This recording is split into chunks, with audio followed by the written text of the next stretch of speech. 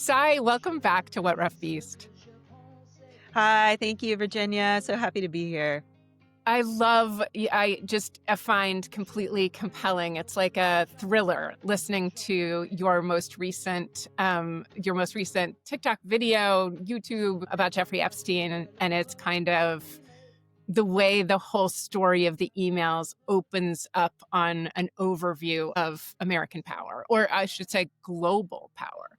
So to give us the argument of that piece and how you kind of came to make it.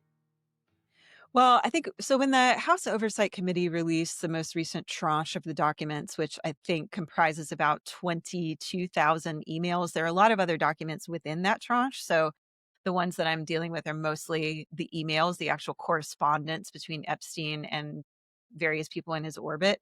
But when they released those documents, I saw a lot of analysis of the documents themselves in the context of, who was he talking to? What was his tone? How did, the different the different illegal acts that he was engaged in sort of manifest themselves within these documents? But there wasn't anyone dealing with the larger implication of what those actual documents mean in the context of power and how power moves through the world, and how this systematic framework that I've been studying for a while, which is Emmanuel Wallerstein's world systems theory, and how we could use that as kind of a map to superimpose over the terrain of these documents in order to Hmm. better understand the parallel reality that these people live in, which is to say the extremely wealthy and powerful live in a reality that is very different from the ones that most people occupy. Like this logic of extraction of like infinite growth and progress and the capitalistic utopias that that's going to yield in the future as a result of the ability to extract resources, hoard them, and then capitalize off of them, financialize them. Like that logic, because it's so fundamental to the world economy as we know it today and to the extractive capitalist logic we live under, is like absolutely everywhere in the lives that we lead. And so that's it seemed a very apropos comparison to make for what Epstein's connections and the quality of his relationships actually reveal, which is, if you think about these people, this is a class of people who really is, you and I were going back forth earlier, but it's state free or stateless by Yeah. choice, in that they Mhm. exist at a remove from and kind of in an overlay to most of our understanding of what citizenship is. So he Hmm. can sort of agnostically move between all of these different systems in a way that leaves him able to extract resources from whatever institution or person and sort of place people in the same power relationship, where you have the semi-peripheral people like Ken Starr, who's acting as his lawyer. So people who are brokering his power. And then you have other core powers he's trying to, you know, vie with, like Prince Andrew might be one of those people. And then we have all the peripheral actors, which are all the women and girls who he trafficked and who he engaged in illegal activities with, because they are seen as expendable. They're peripheral. They're just there to extract from. Hmm. Hmm. As for the state freeness, their absolute liberty from the rule of law and from government, maybe track this for me a little bit. I had gone to the World's Fair in Knoxville, Tennessee. I don't know what year that was, Oh, but as a kid, and I was really interested in the World's Fair. And when I got to magazines in the '90s, I really wanted to do a story on the World's Fair. It was maybe 1999. And I called around to see what America was bringing to the World's Fair that year, and learned that America doesn't have a booth at the World's Fair and hadn't for a long time, or a setup there, because it didn't want to be seen. That would be too limiting. So, like Coca-Cola wanted to have something there, and corporations wanted to have something there, but it didn't want anything so small as simply America to be credited with innovation, because innovation was happening at Apple, or and that I remember very specifically Coca-Cola was like, we just do not want to be seen as within the limits of America. So how did you get corporate, transnational, global corporate entities, which I think we're familiar with and we've had now for decades, that defy state boundaries and maybe brands? to individuals that seem to move with, in Jeffrey Epstein's case, just a limitless number of passports, some of them real, some of them not. So they have a way, just they've bought themselves out of being bound by governments and seem themselves to be negotiating on behalf of chunks of the world and industries in the world. In some ways, it's actually a little bit more comprehensible. Like the emails could be a graphic novel where it's actually really hard to tell the story of like, corporate statehood or globalization. You don't have faces to put on it. In this case, you have this rogues gallery, very distinctive white men, one I think South Asian man and Deepak Chopra, Uber mention, all of them in this panoply, and all of them seeming to think that they control enormous numbers of global resources. So, how did that transition happen, and when did it happen? Because we do know that there are corporations from the colonial corporations, from the East India companies that were extractive during the heyday of colonialism are the kind of paradigm of that. And then you have, and then all the way up to Coca-Cola in the 90s. But when did these individuals get hyper empowered? Would say that it probably goes back all the way to the beginning of capitalism and maybe even precedes it. Because if you think about the class of people that we're talking about, and maybe not jet setting in the way that we think about it now and not truly global, but if you think about the class of people who were capable of exerting influence across the ideas of national boundaries, like you go all the way back to the kings, right? You go way back to the Hmm. monarchy or to the aristocracy, and how people were able to even wage war and to acquire territory. And so it's really though where we transition away from monarchy and into a capitalist system, and where that capitalism then grows into this extractive model, where I think it would grow up at the same time as transnational corporations, which Hmm.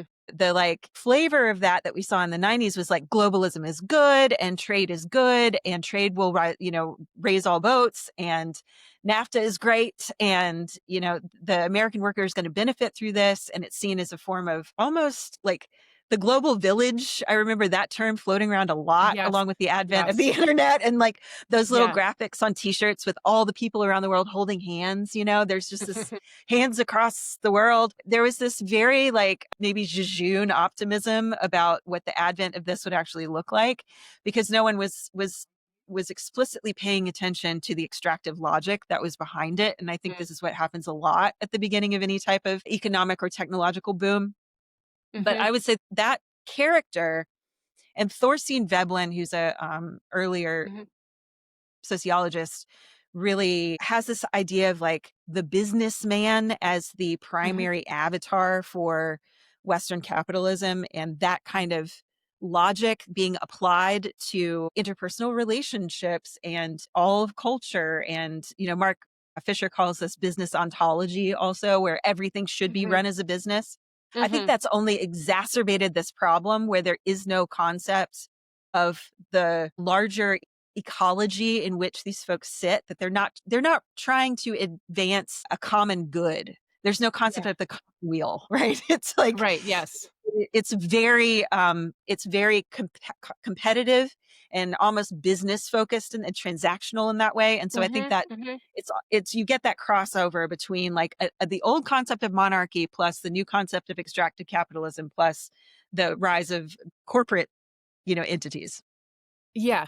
I mean, I am all in, as you know, for our socialist future. My dreams of it are growing every day. And I I think I want to give all of us some grace for supporting Obama and for buying Apple products and for participating in some of the tide that raised some of the boats, because things got things got a lot better when gay marriage was, it's actually hard to remember sometimes when Don't Ask, Don't Tell of the 90s or some of the other social justice initiatives that really did actually elevate voices. Almost all of us, even though we talk as though like the system of going to college and getting like fancy office jobs or whatever, taking Uber or being able to work from home and Zoom and travel all around the world, we act as though those have been givens for a long time, and culturally, maybe they have been, but most of us are one generation or two generations away from what really looks like poverty and would be like poverty to us if we were put back in it. It's actually kind of crazy how much we sort of fake it, like that we're at home in this world of bounty and like know exactly what to order at these cafes that would have completely bewildered our grandparents, just having this much choice. We all have the stories, but my Appalachian grandfather had one towel for his whole life. Like, we just like it was rags by the end. I mean, that's just like one funny detail, but like I don't know anyone who would have one towel for their lives. But I think he would be appalled to know how I many would like towels to I've know gone that through. person. I would like to Oh know yeah. that person. He was They pretty sound great. really interesting. He was pretty great. It was green and yeah. By the time I saw it, he'd had it since he was 15. Anyway, It's amazing. but that wasn't long ago Mhm. for so many of us. In some ways, it's sort of cultural repression while it was happening to pretend that those things were normal. And it also gave some of us a bites at the apple that we wouldn't have had otherwise. So sometimes I think that the merger of the private and public sectors and all the things that came with under the umbrella term neoliberalism, that I don't want to hate them so much just because they were the last thing. Like during Reagan, we hated Carter so much, or people turned on Carter so much. And sooner or later, there will be a time where we are like, Joe Biden, that was a really great president. Just mark my words. I'm saying it right now. History is going to remember him very, very fondly. And the same way it happened with Carter. So, like a really close lefty friend of mine who I've known all this time sat down with me at a cafe and was like, Obama is the worst president we ever had. She's all in the like the drones and the things, and he was sick and the bailout and the whatever. Just like, I guess we have to go through that. But a moment for sometime we will take stock of how neoliberalism made sense in the moment and how, you quote Mark Fisher, the thing to avoid is the idea that that's the only way to run the world. And that there's capitalist realism, right? There's no other way that humans can be organized. There's no other alternative than thinking of the market as driving all our decisions. And that seems to be the rut that we could really get into. And the possibilities now to imagine something new, now that the cracks are there in both neoliberalism or capitalism and that version of capitalism and the fascist model that we have in power now. One offered an alternative to the other, and I do think they are somewhat at odds with each other, but we can think of something better, I think. Um, Yeah, yeah, I think one of the interesting things that you're kind of landing on is, when something is realized, especially if it's usually as an alternative, a system is realized as an alternative to the system that preceded it, or let's say it's right. an upgrade to the system that preceded it, or you're trying to make it an upgrade. And you don't always know because, again, all of these things are incredibly complex. You don't always know what that's going to produce when it scales. And you Hmm. don't know how Hmm. far it's going to scale. Coming from somebody who's worked in technology and like you're trying to like predict out a certain point what the system is going to do, how people are going to interact with it, how is it going to break, how is it going to have, power laws that affect it in different ways. Hmm. And you just can't. There's some things that you Mm. can guess with some degree of probability. And we often, unfortunately, index on the thing that's going to make the most profit. And I think that right there is the nut of the flavor of capitalism that took hold. I guess it was probably around the 70s when we Hmm. started to move away from Keynesian economics and neoliberalism really like got entrenched in the policy decisions. And it was suddenly like, well, this is the new orthodoxy. Keynesians out and market literalism is in, and this is the new Hmm. religion of the market, and the market will heal all. Well, if you look back at history, you would have said, well, maybe not. Actually, we tried that before. It didn't work very well.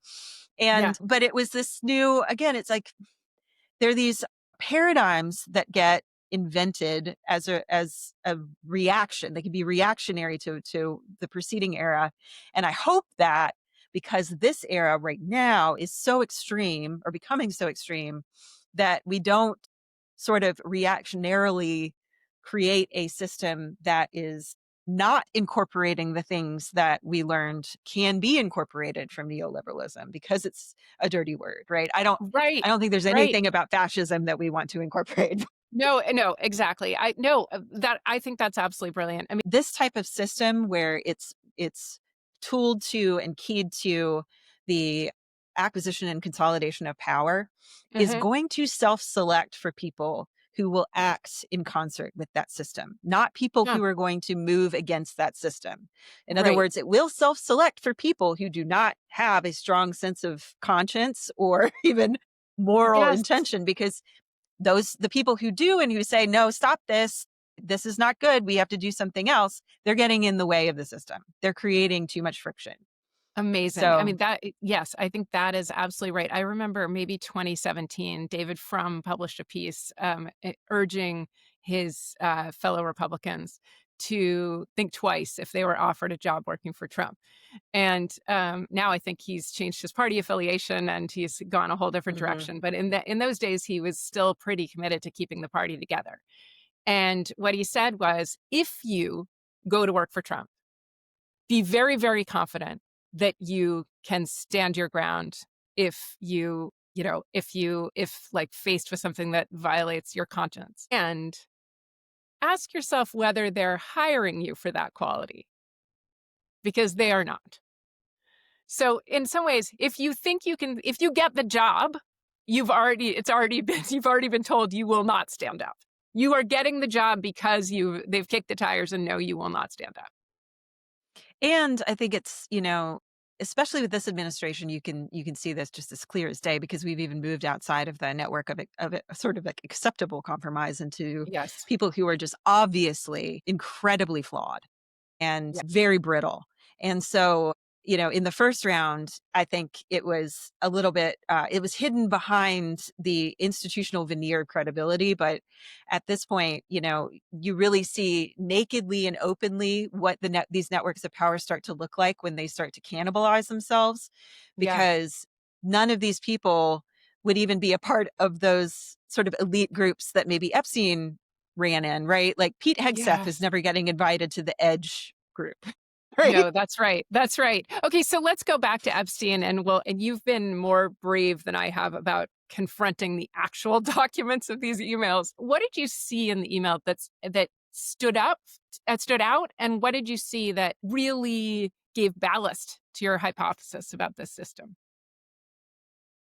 I think in a certain way. So over the summer, I will admit that, like, originally in this case, I was only tangentially uh interested in it. Obviously, I was familiar with that neighborhood because I used to work on the Upper East Side of New York and had Mm, walked past that house many times and this is worked for Epstein's people. giant Mhm. mansion that was given to him for $1 by Leslie Wexner. Um, Mhm. And that Howard Letnick lives next door to. But I also had worked for people, very wealthy people on the Upper East Side, that ran in some of those same circles, and so I was familiar with the mentalities that underline this. And so, but by the time that we got into this sort of resuscitation of the case this summer, I spent a large amount of time already, like, going through and reading the depositions in the case mhm, filings for 2000, but then the ones that came out as a result of Virginia Giuffre's mhm. efforts. And then also credit to Whitney Webb, who has an amazing 2-volume, like, probably 10,000 pages, I don't even know how long, set on Epstein and all of these different connections with intelligence and money and all these things, called One State Under Blackmail.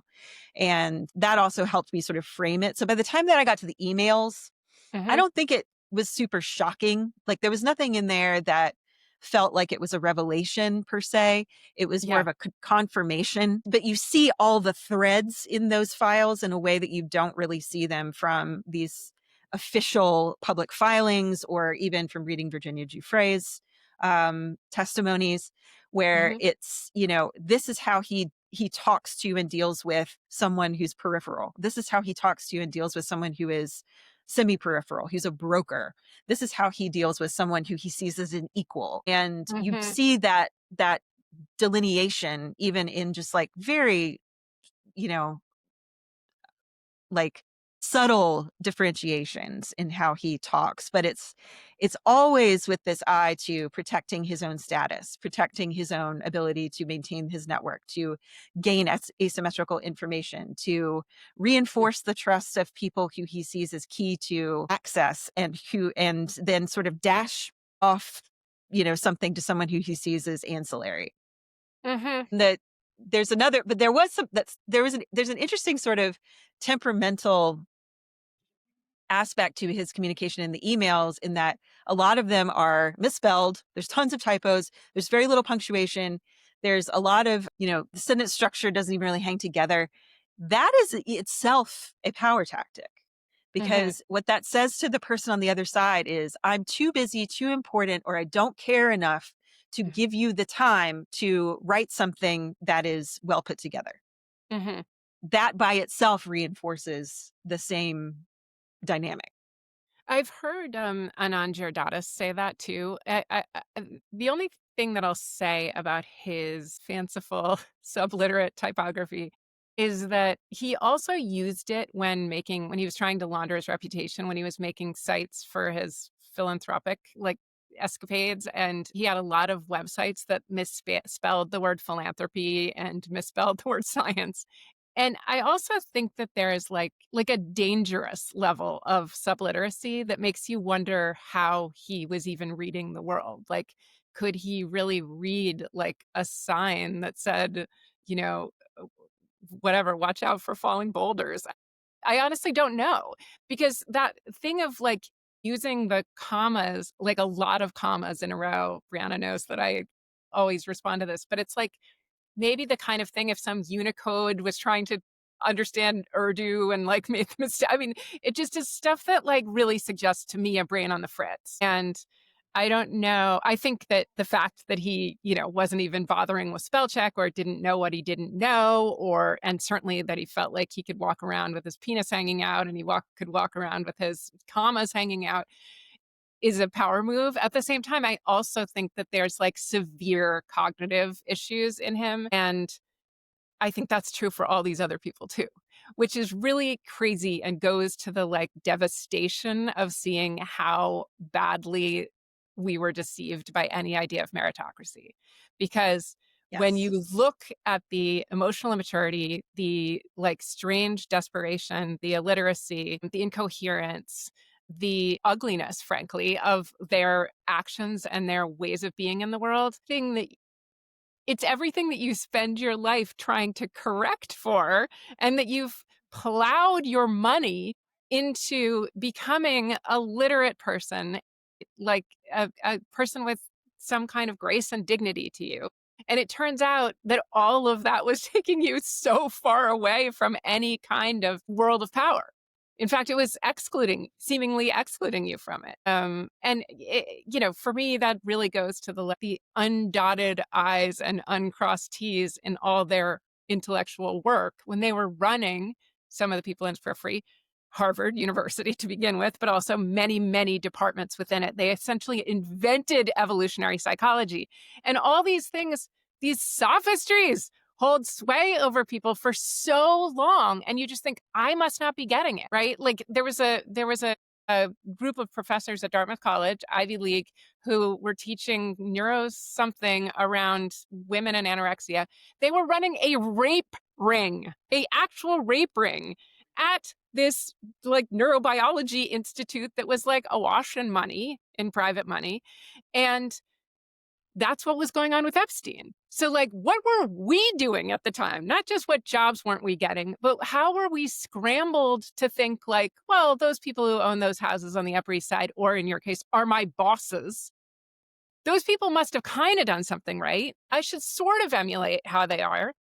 That is the thing that drives me crazy, and that all that comes from the punctuation. I think I felt nausea when I saw those commas.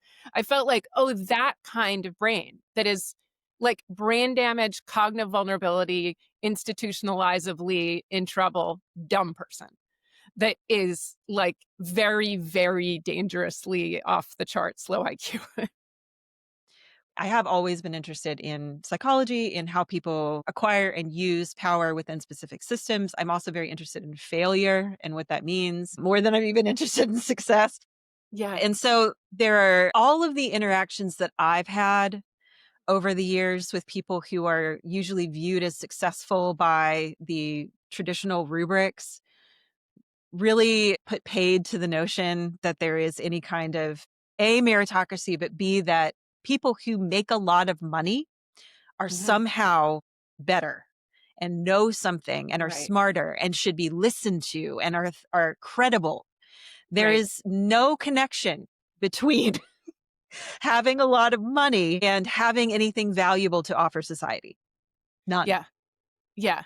I mean, I wish that I had gotten wise to that sooner on a personal level, but on a political level, like, there are little moments in the emails that I've seen that people have passed on to me where I just think, "Oh, Hillary Clinton was never gonna have any authority in this world, even if she had been president." To the extent that they were back channeling with Mohammed bin Salman or with Ehud Barak, they would think of her as someone that, like, Bill can get to her or we can do something like back channeling. I mean, in some cases, they were probably just telling themselves that, but I almost want it almost makes me think, like, did Obama have real power? Well, I think it depends on what you consider to be real power, right? Okay. It's like Yeah. and that's like fully open agency to make maybe foundational change Mhm. without having to be manipulated or kowtow to special interests. And in that case, like, I don't think anybody really has true power. I think Mhm. Obama was probably limited by a lot of the folks that he let into his inner circle who influenced him in various ways. And Are you I thinking think of it's Larry Summers? I mean, there are among plenty of people. Yeah, among others. among others. Yeah. You know, when we, like, blame Obama, as, you know, these friends of mine do, for the bailout or the limits of the bailout or the quantitative easing or whatever it was, we were talking about this circle that were the architects of that. When we talk about Obama and foreign policy or the, like, sort semi-Islamophobia or, like, his prosecution of the wars, refusal to end the wars, it seems like sometimes he was answering without knowing it, not because he thinks that people with money have, like, all know better, but just because it's they're setting paradigms and templates that we don't even know we're under, you know? Like, And that I've we talked to inherited too. and that we inherited, and that we inherited, and that we can't think outside of, as Mark Fisher says in that Capitalist Realism book, that we have Mhm. just a really hard time thinking outside of because we did had lot most of us, this is all we've ever known, and we've lost the knack for thinking about the collective good. We've thus lost the knack for remembering that, you know, reducing cruelty in the world is, like, ought to be our first goal, and protecting the poor from the rich and protecting the weak from the strong. I mean, those things that sound like common sense when Zoran Mamdani says them or AOC, but that for a long time almost didn't parse. Like, there was never one TED talk or Davos talk that was about, you know, simple collective action to reduce cruelty in the world. I just never saw one. And it is in part because Davos and TED are both, innovation and financial innovation and innovation policy think tanks, which Mhm, are fundamentally corporatized and mhm, fundamentally about uh, an interpretation of growth, progress, innovation, right. and profit and value and efficiency that all feed back into the logic that creates these same and continues to reinforce these systems. So I mean, it would be it would that's be where for a rare to long get something through that filter that actually talks about right. That's right, and that's where many of us learned what an idea is. That's where the right. idea of ideas comes from. I mean, it really is. I'm just really grateful that, kids younger generation are growing up when there are clearly alternatives to, Ted running all the ideas in the world and Larry Summers knowing what's right on all matters economic. It's very good to have. And by the way, Jeffrey Epstein flew to TED many, many years in a row. Lots of people No, flew of on that plane course. who spoke at TED. They were very connected. He went to Davos. They all went to Davos. So these are the ways I think that these institutions ended up, and the trickle down and the inheritance and the kind of acculturation into them came at every level. Sometimes I point out, actually, Brianna, one of the producers on the show, and I were talking about all the ways that Steen kind of psychic cultural empire touched us, and one of them is in the mall shops that were, where Victoria's Secret provided a fig leaf for negligee for for trafficking, for seduction and rape of models, of would-be models, and was run by Leslie Wexner, who was heavily invested in various foreign enterprises and also political enterprises, and then also was Jeffrey Epstein's chief benefactor and bought him that house. And also owned Bath and Body Works, like how we smell, how our The bodies are supposed defining to look. smells of my childhood. The defining smells of all our childhoods, exactly. It's like how we're supposed to smell, how our bodies are supposed to look, how our sexuality is supposed to be regulated. And all of this, in some ways, a front for movement of capital in incredibly nefarious ways, and the slave trade of young women. I mean, the thing is, I'm not exaggerating. This isn't one of those like, critical theory classes where you get to go crazy and say this is about the management of sexuality, like looking at a Victoria's Secret thing. This is like, you can trace this in 4 panels in a graphic novel. How Jeffrey Epstein said, "I'll get you a modeling job at Victoria's Secret," and how that worked on women who had no other options. And then how it worked to a lesser extent on those of us who shopped in malls. It's just bananas. There's a tendency to look at things in a kind of, because it's so monolithic and because it's Yeah, so opaque in lots of ways, there is a tendency to want to find that proportionally monolithic explanation for why right. things are this way. And that's Yeah. where we get all of these conspiracies about there is one identity group that is behind everything. There is Yeah. one sinister cabal of people that controls all outcomes in the world.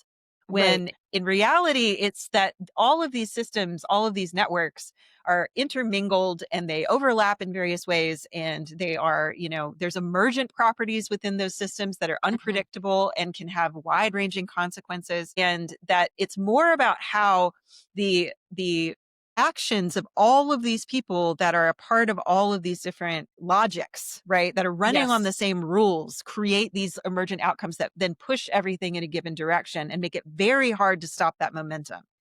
And Yeah. that's why I Yeah. think, the tempting thing is to see it as something more simplistic, because it's very hard to understand how to intervene in a system and to change it Yeah. if it's having undesirable results once we Yes. are to the point that we are and once it's touched so many aspects of our lives.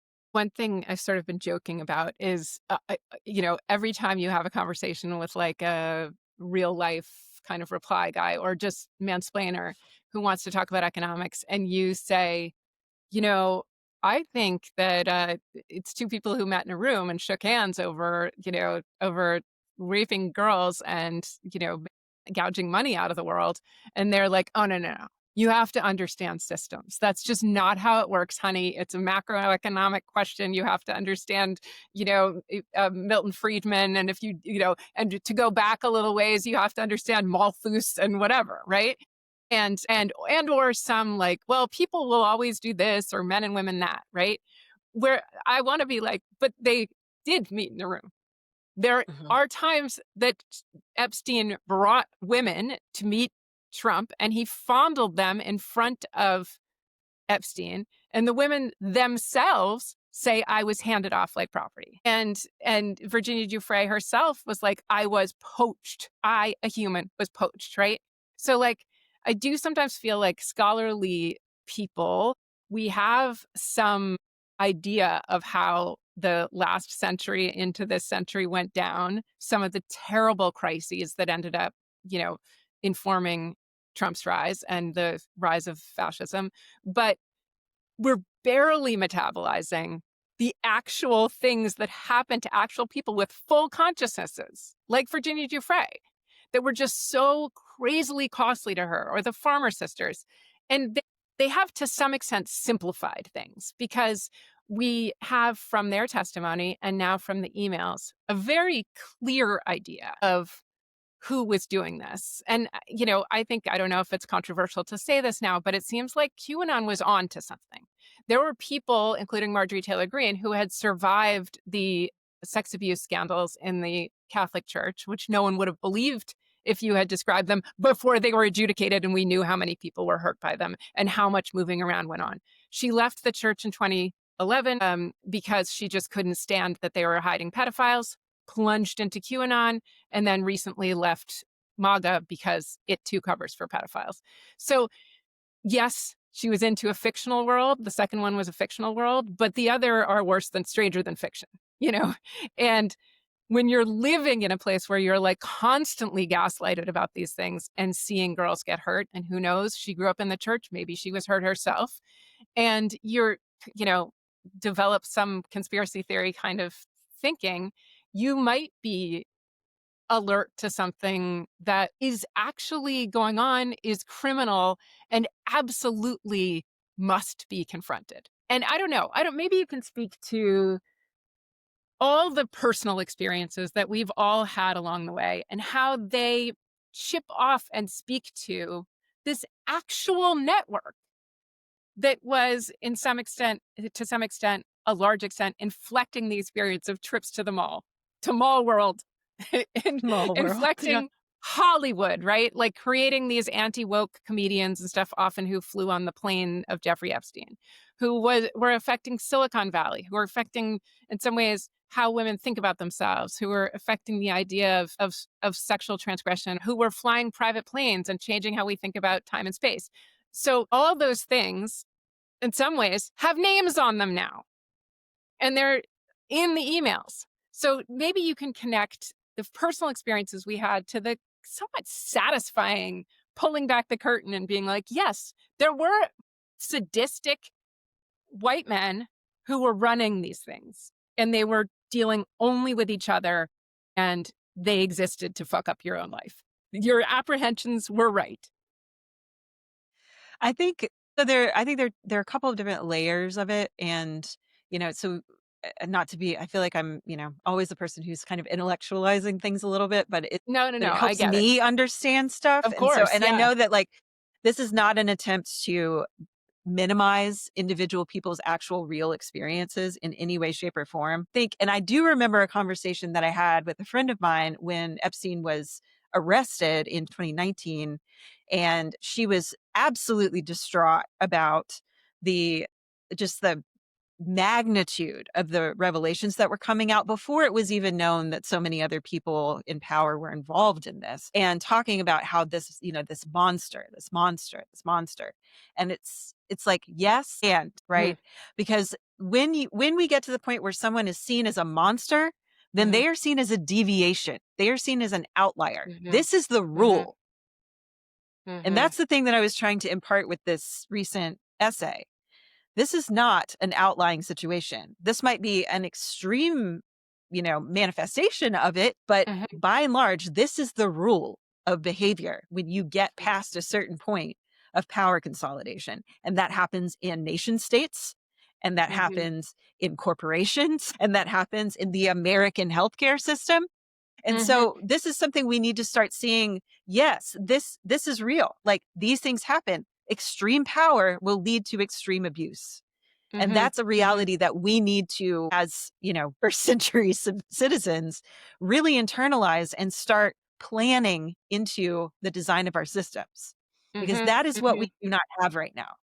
We have this idea that Right. gaining power should be a goal, that power should be consistently reinforced and scaled, and that Mhm, scaling and reinforcing that power legitimizes that power. Just the idea mhm, that scaling and reinforcing it, that legitimizes the power. That is a mhm, problem. mhm. I feel like sometimes you are touching on, books that we both read and appreciated from David Graeber, maybe, or I at love least David you've. Graeber. Yes, exactly. So, and one of the things I think he says that's interesting in this, to this point, which is the, like, actually quite odd association of money with power and authority. So, there's And always righteousness. and righteousness, right? So, like, there's always gonna be one eccentric that's sitting on a pile of shells, like a really big pile of shells, and he's, like, wearing them and whatever. But it could be the prophet, or it could be the oddball, or it could be the incredibly beautiful one, or it could be the smart one, the wise one that has authority, right? You're still like, "That guy's got the most shells." That's true.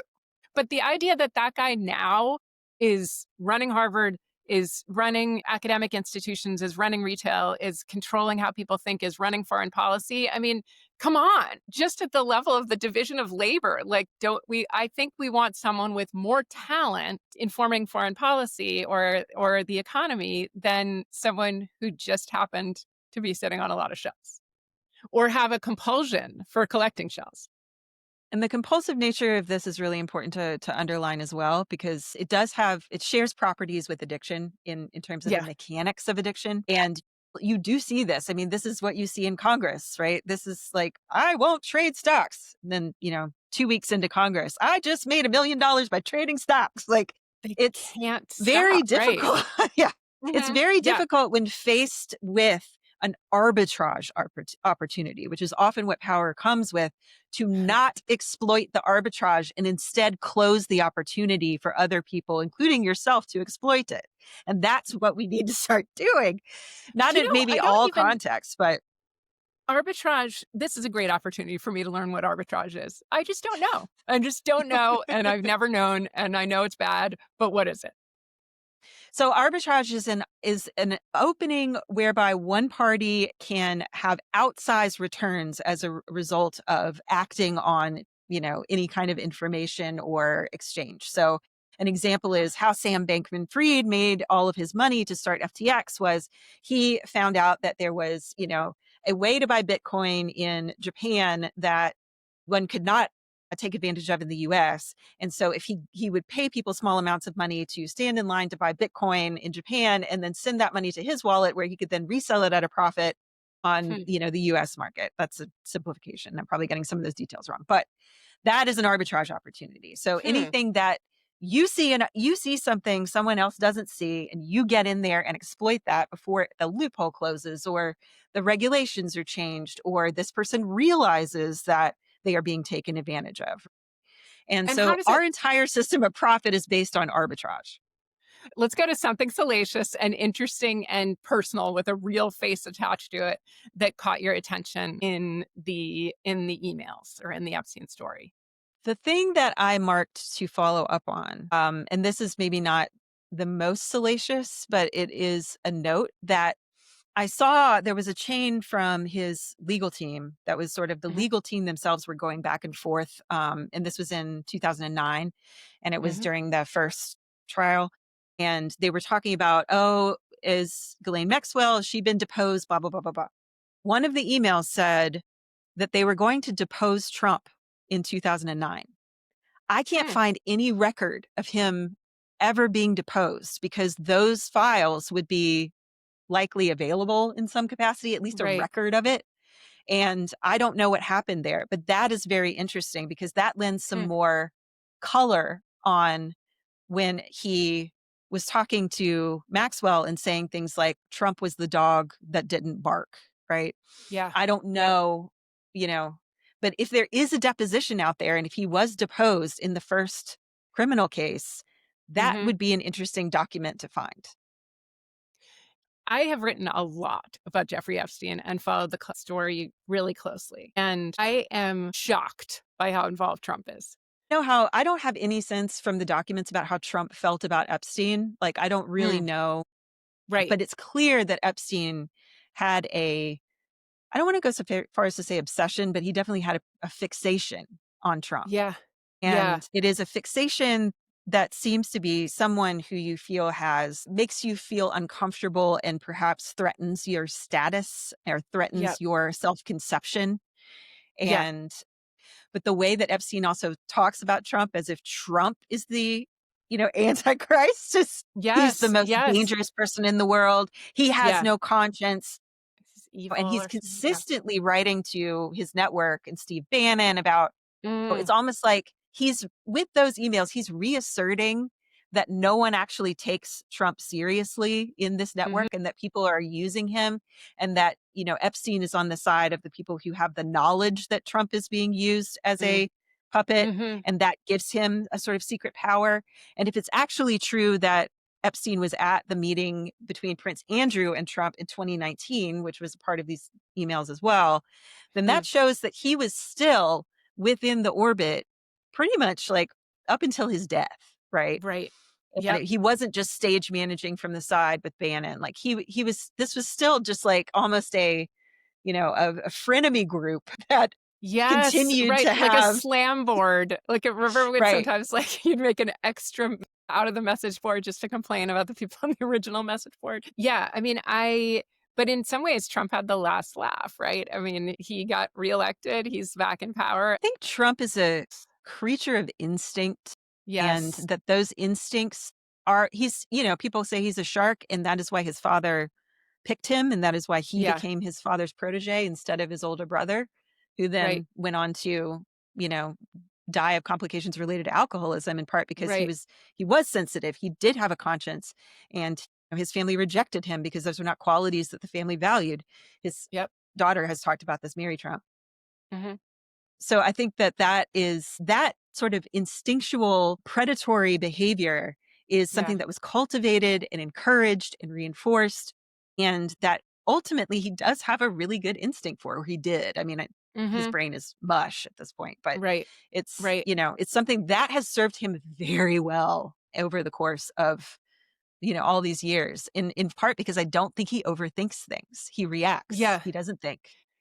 So I was reading something related to Maha. I decided to look back into Joseph Mengele. Who was that guy? What were his experiments? Mm, The Nazi doctor, and he doesn't have many quotes. Wasn't very quotable, but one of the things he said that people remember is, "I am a good person." yeah. And I have a feeling A, Trump does not think he's a good person or think about it, worry about that at all. B, Trump has no friends, famously. Jeffrey Epstein, I feel, did think he's a good person. Yes, I I think he think did. he right? And also seems to have had a lot of friends, and also the love they show him, which isn't just in exchange for loans and money, and it's not just advantageous. It's like Noam Chomsky, they seem to think he is actually very brilliant, and the men who did profiles of him, even as they tried to be critical of him, keep talking about how warm and charismatic and kind of sexy he is, and he really does seem where people sort of can't get away from Trump's body far enough, people seem to wanna be near Jeffrey Epstein. And also, the love they show him is just crazy.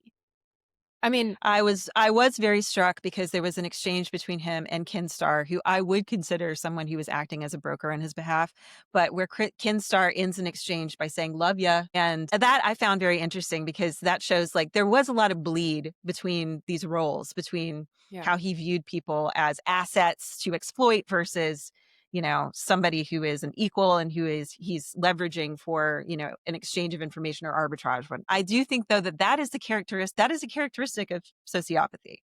That is right. some and narcissism. And, I don't see the histrionic aspect with him. Like there Mhm, doesn't seem to be any record of him ever having kind of emotional outbursts like Trump does mm, or, mhm, anything like that. But there's a calculated, cold, charismatic aspect to him where he, at the same and paired with a very warm persona. But again, if you're presenting this face of like, I am very smart, I am very busy, I am very mm, wealthy, but I'll also listen to you and give my advice. mm, And I will also kind of absorb and emotionally regulate you, help you to co yeah, regulate. That is something that's like going to be catnip to these really wealthy right. people. They also To don't have a lot of people co-regulate. approaching them that don't want anything from them. But they didn't realize Right. that what he wanted was that. He wanted their confidence.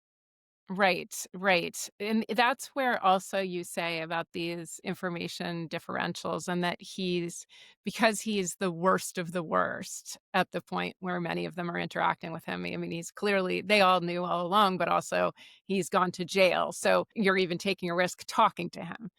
Even at that point, because he's so bad, then people feel like he's their father confessor, and they can And tell he him everything recognized and that. he'll keep their secrets. Yeah. He But yeah. has a quote in the YouTube video. I actually uh, elaborate on that. I actually read the quote, but the ending of that quote is he goes through and he says, most people have institutional affiliation. Basically, most people have an institutional motive, and because Mm. I don't have that right now, he said that's the usefulness of disgrace. He knew that it Wow. was useful. Wow. There's a character in Anna Karenina who I think she's a princess, and Anna confides in her because she's so fallen that she Yes, will, like, be the able to hear disgraced Anna. aristocrat. Yeah, that's right. These a lot of That's these are right. also archetypal roles, right? And that's why Yes. we see these same stories played out over and over again, even with the survivors of his violence. That is also an archetypal story. And the reason why it's Mm. archetypal and why it continues to be propagated is because we don't change the underlying narratives that it's based on. But the Yeah. disgraced aristocrat was what he was, the archetype that he was embodying at that time period. I did Yeah. wanna go to the topic of Mamdani because I think we're both pretty enthusiastic about him, and another thing that happened last week is we saw Mamdani stand beside Donald Trump in a kind of exquisitely weird performance from our weird president. Not very exquisite, just bluntly weird, cruelly weird. But is there anything we can take away from that? And is there any way? And I don't want to tell some kind of redemption story, but I told you I'm pathologically optimistic. I mean, it's in fact just a cast of mind. I can't be otherwise. So I do see that there something new wants to be born, and it's taking the form of some of these young, like quite left leaning or democratic socialist or socialist politicians, and I think he's one of them. But is there any way that you see the future in that, or that you see it as somehow helping us move out of the Epstein years or whatever kind of neoliberal world order even gave us everything up to Kamala Harris in the Democratic Party? I think Mamdani represents a really interesting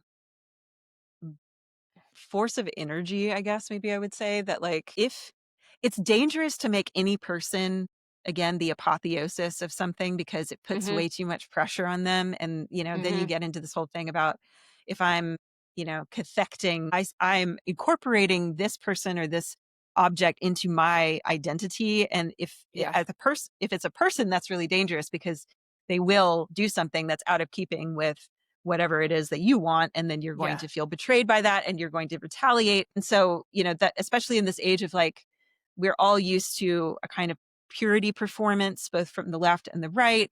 We're all used Mhm. to a lot of performative rage as a way Mhm. to emotionally regulate and Mamdani kind of I think it's very strategic but it's also who he is not Mhm. engaging with any of that and is not Mhm. playing that game and Mhm. that is part of, I think, what his appeal is that he is sort of temperamentally suited to sticking to a very ecological and resilient narrative and then focusing on the issues and the policy that's going to get us there. And Mhm. those policies, those issues are the things that he's using as the emotional anchor and weight in his Yeah. communications and campaign rather than he himself as a charismatic leader or as the sort of preacher that's leading the congregation into the promised land, which Yes. is Yes. how we're used to liberation politics, right? We're used to seeing it Yes. as Martin Luther King standing up in the National Mall and giving this giant speech Yep. and you don't really, even on Manbani's acceptance speech, he didn't really pull that persona out of his pocket. He Right. did have, some a little bit of theatrical flourish, but it was like the theatrical flourish was to get to us, like you're going to have to get to me, you're going to have to go through all of us, or to get to you, you're going to have to go through all of us. He Yep. called the room onto the stage Yeah. versus saying I have a dream. Right. Right. And that is very interesting. And I wonder whether that can help us kind of step over the gap between this era of very highly individualistic interpretations of Mhm. politics Mhm. and emotionally regulated displays of Yes. politics. Right. And I hope it can. I hope it can. Yeah. He is I agree with you. He's throwing off a lot of projection and without being aversive. Like, he just like, he gray rocked around the president, like, so that he just, like, didn't take it one way or another. And I will And say that if that and I think it's genuine. Like I don't like detect any hint of um intrigue in how he manages himself in I those don't either. situations. I think that reflects a huge degree of self-regulation. And that is Mm, a quality that we do not see in the public sphere at all these days. that's right. That's And right. Yep. if that's the case and he does have that very still center that he is coming from, I think Mhm. that will serve him incredibly well and will provide a model to other people, which is a hard model to follow, but I do think that's what we need. You know, we need people who can show self-regulation and a non-reaction in the Mhm. face of attack without also capitulating and without sort of like getting mealy mouthed around the issues and can Yep. stick to first principles while also not magnifying the emotional tenor of the Yeah. room, right? Yes. Yes. He And is who absolutely. don't treat Yeah. politics as a cool kid table, you know? No, that's And right. that's That's right.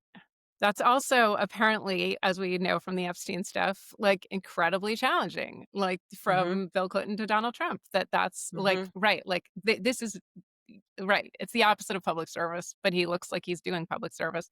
Well, let's hope that he is not just a model for how to do politics, but that he reminds lots of us of something in us, of something that seemed quite natural to us, like, not that long ago, and that we've actually, like, kind of concealed or gotten confused about, which is this collective project of human flourishing. Right. There's some ways that his answers to questions where what would be your first stop if elected mayor? Complicated Israel, land of milk and honey, my Israel, Israel, Israel, Israel. And then he's like, the mayor of New York City goes to New York City. And suddenly it's like this beautiful tautology of like, A equals A. We had not Right. heard this in a long time. And it sounds good when you hear it. And that's what I hope Yeah, that and he that's what does. breaking a paradigm feels like. It can feel Yes, like a giant rush of clarity and groundedness, and it can bring in a real feeling of air in the room. Suddenly there's air that's in the it. room again, That's right? it. That's how exactly. I mean, but those were the fucking days. I feel like the Epstein thing is just making me think I just think QAnon was right. That's basically what I think has happened. I think the antichrists were all in a room, They and they really were, and they were lizard people, and their names were Jeffrey Epstein. I mean, if you think of these as like again, like symbols, right? Like Yeah, lizard people is a symbol for people whose primal totally. brains have taken over and they have no like humanity and they have no conscience and Right. you know, it's like these are I think that's the most useful way to think about it, but then if you confuse the symbol with like, you know, an actual reality, then it starts getting a little like Yeah. Yeah. I wonder really where Marjorie Taylor Greene goes next because I honestly I think she is gonna try to start a movement, and I think she's gonna try to run for something. I don't know if it's gonna be president because I think that's a really long shot, but unless she builds herself up by then, right. because Lord knows she's gonna have space and time. I think that's the point. Yeah, yeah. Anyway, I just I like these people like you who can I just think of this line from the Mussolini movie, "Can smell the future," and, like, because you are like, have a great sense of smell, like, think Marjorie Taylor Greene's one of them, and I think Mhm. she like, wherever she's looking, something is happening, and that's, I And I think, do the think, same for like Mamdani. yeah, she's definitely like, they're kind of interesting counterpoints. I wonder how they're going to Yeah, interact in the future, if they're going to interact directly. I mean, it's, yeah, I think Marjorie Taylor Greene, she I don't I think she's like a little bit of that same character of like the outside person who sees the network of power, who wants proximity to power and thinks that that's a lever for her to get power. And then when she's actually inside and she's denied because she's not who they want to grant power to, this Mhm. is her like being like, "Oh yeah, I'll show Right. you." Yeah. Yeah, she really hated the shutdown, which I just think is really interesting. Like, she's just like, "I just wanted to continue to get stuff done, and now you Well, these guys she aren't even has a going to work." point. I Totally. mean, and this is, they had the majority. They had an opportunity to really ram through all that anti-trans legislation, like, I and they, know, I know. Right, she said she tried bills that were entirely based on yep, his EOs, and they went nowhere. I know, there's some to trans a kid or something, there's got some weird right, idea there. yeah, yeah, to trans a What minor. to trans a That's what minor, she said. trans a minor. Yeah, I know. Wait, transgender for everybody. exactly, mandatory, mandatory. Trans for Will you you, trans for you. you right, come on up here for your Yeah, castration. look Do under your you seats. do you okay, one last thing. Is there anyone else that you think is like a tuning fork for the future kind of person? Like, that's just like in your peripheral vision or in culture, politics, anywhere? Rosalia? Like, do you watch a Zizek video if it pops into your feed, or are you just One never does. I mean, I do like Rob Horning a lot. That's the one who wrote that essay, Mass who's Authentic. He also has a Substack, and it's called Internal Exile. I just think okay, he thinks about things in a really smart way. Like, I don't even really know much about his background, frankly. And right. also David Chapman, who I was exposed to through that group, who I think Mm, is another just amazing. He's just like, he's wacky, wacky, right, wacky, but right. so smart about how he thinks about meaning. And so this book is about the ethics of birth and suicide. She's nominally on the antinatalist spectrum, but she's like, Mhm, doesn't force that view on you in the way that some of the other folks do that are in that mhm. movement. Because I got into that for a while too, just because again, it's like I'm interested Of course, in yeah. all the views. Um, so, it really changed my view of suicide, which is Uh-huh, interesting because huh, I've, lost people to that, and at the yeah. time, it felt very, I just viewed it very differently than Mm, after I read this. So now I'm very pro, um, right to die. yeah, yeah, I can see that. Okay, these are really great. I need these things to But I think don't know where about. she went. You should try to find her. Oh, that's a good She idea. kinda Yeah, I should ha disappeared. to try to have her on the show. Interesting, like Helen DeWitt did briefly. There's just this beautiful novel that I've been recommending to everyone called Loved and Missed, Loved which and is missed. yes, by Susie Boyd, who is you know how one of the Freud daughters, Bella Freud, has Yeah, this podcast? She's, I think Bella Freud's half-sister because Lucian Freud had 40 children. That's why there's yeah. so many Freuds He's an running around, right? interesting character. Yeah. Totally. And her mother, Susie, also Susie Boyd, is the mother to only one of his children, Susie Boyd. But Mhm. Lucian Freud left her mother while she was pregnant, so she gave her daughter just her exact name, which I think is really interesting too. She's just a very weird person. I love watching videos of her. And then she wrote this novel, Loved and Missed, that is just Oh, so interesting. incredibly moving and like straight to the limbic system. And like if you feel like weeping for whatever the current state of life, then this is like it's like a it just does it. I'll have to look that up. I also I have one other thing that's just I'm like, Oh, things that are yes. sitting on my desk. Do you like poetry? Of course. Do you like Richard Sykin? I don't know him. He oh, I have he's not written that many things, but Okay. he he just blows me away. He's amazing. And Sykin? Yeah. Same. Siken.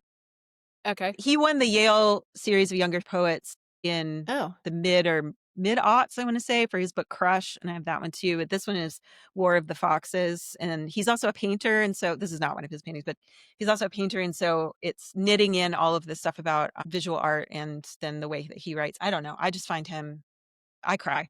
I cry when I read his Amazing. stuff. Good. Good. Okay, good. That's I need that. All right. Yay, yay, yay. I am also not confecting onto Zoran, but I somehow have a capacity to never do that with politicians. Like I hated that I want to have sex with Obama people. I hated all of It them. just creeps me out. It's like saying when I don't know why. It's like anybody in position of power, it's like if you it's so dangerous to do that. It's so Like, dangerous and crazy, and, like, people did let themselves do that with Obama. yeah, and they might do that with Zoran too, and I'm sure they already are in some cases. I'm so okay, I am so glad to get to talk to you again, and I'm Same. gonna just make you keep coming back. Thank you, Cy. I would love to. That was Thank you so so much. awesome. Yay! That is the thing that drives me crazy, and that all that comes from the punctuation. I think when I felt nausea when I saw those commas. I felt like, oh, that kind of brain that is like brain damage, cognitive vulnerability, institutionalizably in trouble, dumb person that is like very, very dangerously off the charts low IQ. I'm not exaggerating. This isn't one of those like, critical theory classes where you get to go crazy and say this is about the management of sexuality, like looking at a Victoria's Secret thing. This is like you can trace this in 4 panels in a graphic novel. How Jeffrey Epstein said, I'll get you a modeling job at Victoria's Secret, and how that worked on women